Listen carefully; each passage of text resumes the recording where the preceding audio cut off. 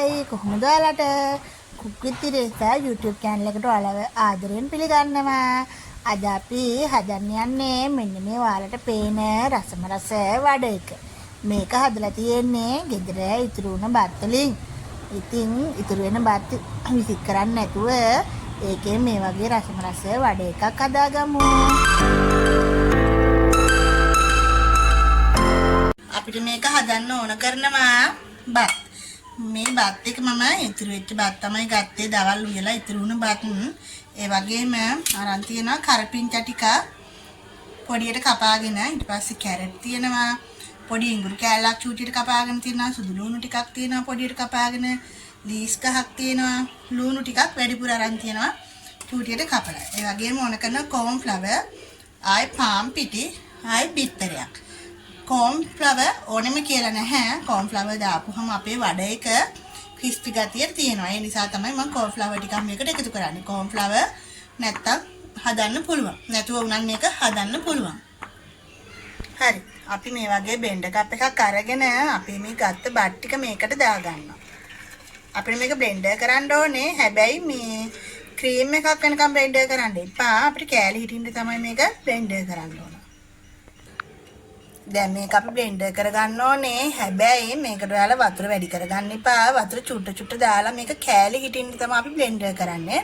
ඉතින් වතුර වැඩි කරගන්න එපා. එහෙම වුණොත් අපේ වඩ එක හදාගන්න අපිට බැරි වෙනවා. හරි. මෙන්න මම බ්ලෙන්ඩර් කරගත්තා. මේ බලන්නකෝ මේකේ බත් ඇට නැහැ. නමුත් මේක පොල් කුඩු වාගේ තමයි තියෙන්නේ. බත් ඇට නැති වෙන්න මේ තෙත ගතිය නැහැ. මම වතුර චූට්ටක් තමයි දාලා බ්ලෙන්ඩ් කරේ. දැන් මේකට අපි දාගන්නවා අපි කපාගත්ත ලුණු. ඊට පස්සේ කරපිංචා කැරට් මේ ඔක්කොම ටික අපි මේකට දාගන්නවා.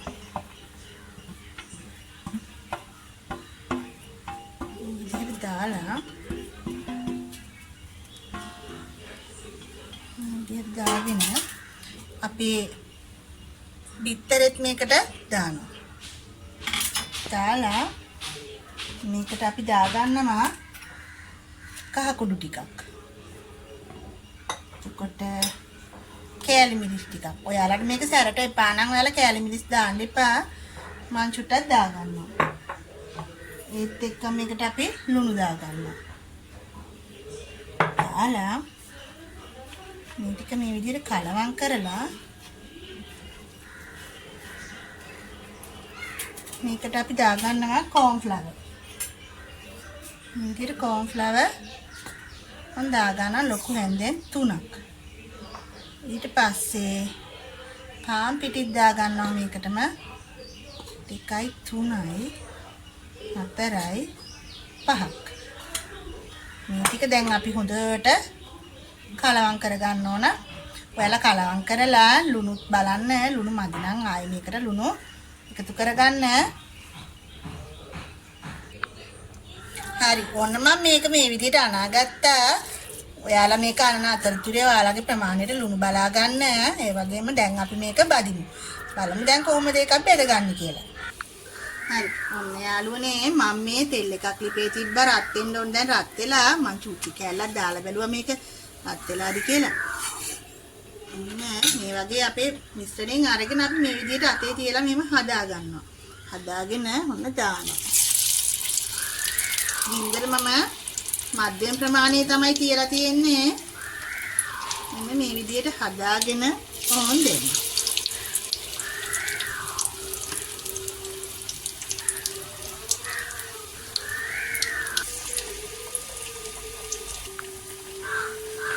මේ තියෙන්නේ බලන්නකෝ අපේ බත් වඩ.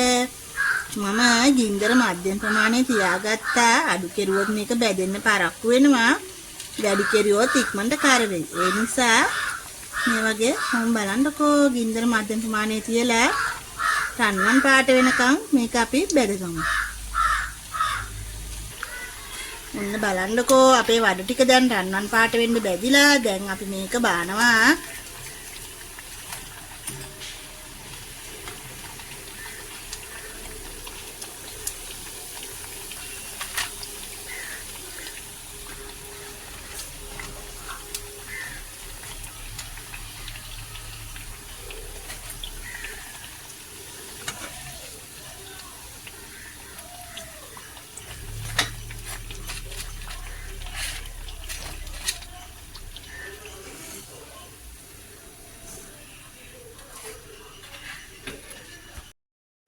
ඔන්න ළමයි අපේ බත් වඩ එක හදලා ඉවරයි.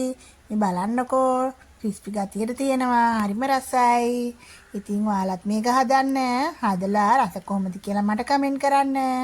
ඒ වගේම මාව සබ්ස්ක්‍රයිබ් කරන්නත් අමතක කරන්න එපා. යන ගමන් ලයික් එකකුත් දාගෙනම යන්න.